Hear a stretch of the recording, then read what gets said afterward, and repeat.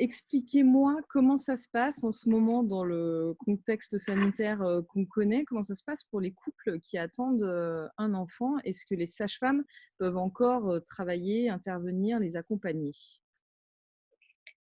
Alors oui, oui, les sages-femmes restent, présentes bien sûr pour s'occuper des femmes, enceintes, actuellement. On essaye simplement de réduire un peu les consultations en présentiel.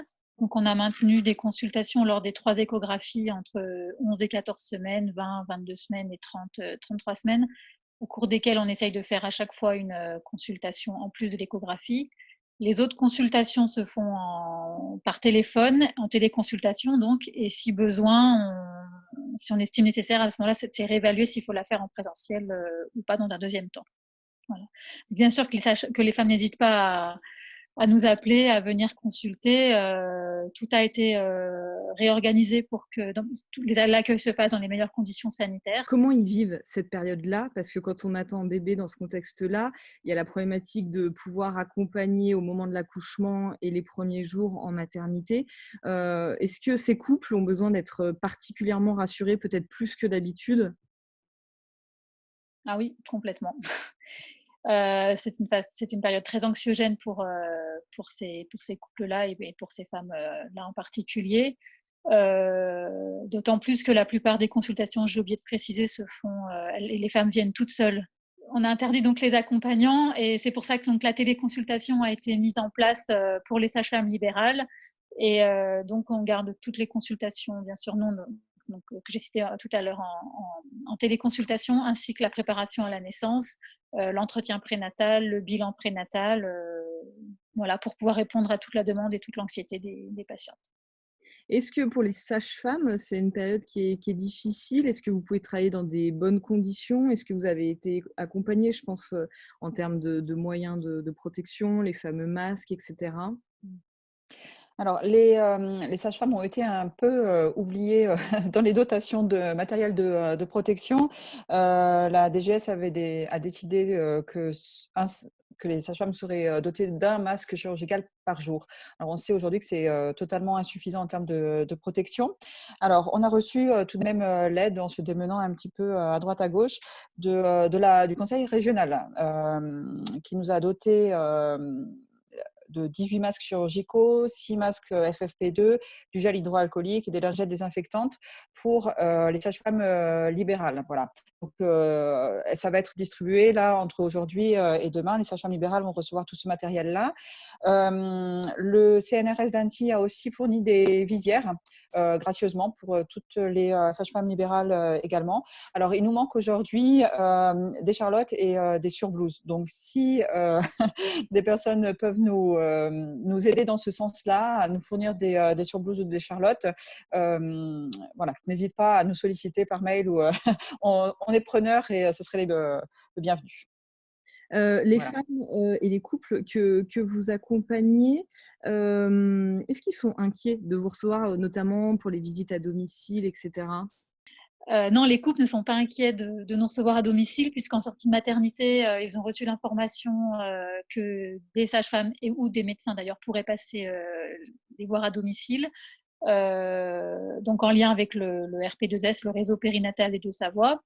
Je pense que c'est même une aide qui est plutôt la bienvenue puisqu'ils se retrouvent un peu démunis, sachant que les sorties de maternité sont assez précoces vu que les hôpitaux sont sous tension, vu que des lits sont réquisitionnés pour les Covid.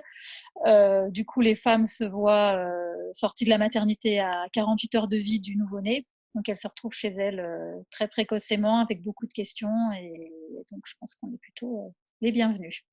Et vous êtes organisés justement pour pouvoir, aller, à domicile plus tôt que d'ordinaire, si je comprends bien? Les sorties précoces étaient déjà, organisées grâce à avec la CPAM, mais là effectivement on est censé y aller, je crois dans les 24 heures qui suivent la sortie de la maternité. Vous êtes, au contact, du coup avec, de nombreuses femmes. Il y a une thématique malheureusement qui est de plus en plus forte depuis le début du confinement, c'est celle de la violence faite aux femmes, plus 30 je crois, selon les autorités. Qu'est-ce que vous pouvez dire, à ce sujet-là? Alors, c'est un sujet qui préoccupe déjà les sages-femmes en temps normal, et sachant que la grossesse est un moment aussi propice, heu, où l'expression des violences, est la plus forte. Du coup, les sages-femmes sont très, très sensibilisées, à ce sujet-là, donc elles restent, un interlocuteur, privilégié, en ces périodes, voilà, où le risque est vraiment, accru. Les femmes ne doivent pas hésiter aussi, quand elles le peuvent, bien évidemment, ça rend les choses difficiles, hein, de téléphoner, avec le conjoint à proximité, et cetera. Mais donc il y a toujours le 39 19 qui est un numéro important à connaître pour les femmes victimes de violences. Elles peuvent envoyer aussi un texto si elles ne peuvent pas parler, si pour plus de discrétion au 114, donc elles n'hésitent pas. Et voilà, en parler aux sages-femmes lorsque cela est possible, par exemple au moment des échographies. Les pharmacies aussi aujourd'hui et les commerçants, mais ça reste plus délicat certainement. Mais en tous les cas, les pharmacies peuvent recueillir la parole des femmes et donc ne pas hésiter, que les femmes n'hésitent pas à solliciter les bonnes personnes. Sur un autre sujet, il y a eu des aménagements de fait, notamment concernant les interruptions volontaires de grossesse, du fait du confinement, des délais allongés. Comment ça se passe si des femmes sont dans cette situation-là? Je suppose que vu le contexte, ça doit être encore plus compliqué que d'ordinaire.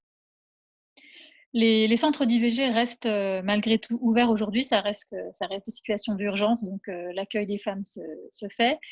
Et pour pouvoir désengorger quand même les hôpitaux, l'IVG médicamenteuse a été autorisée à domicile, donc jusqu'à 9 semaines d'aménorrhée, alors qu'actuellement, c'est jusqu'à 7 semaines d'aménorrhée.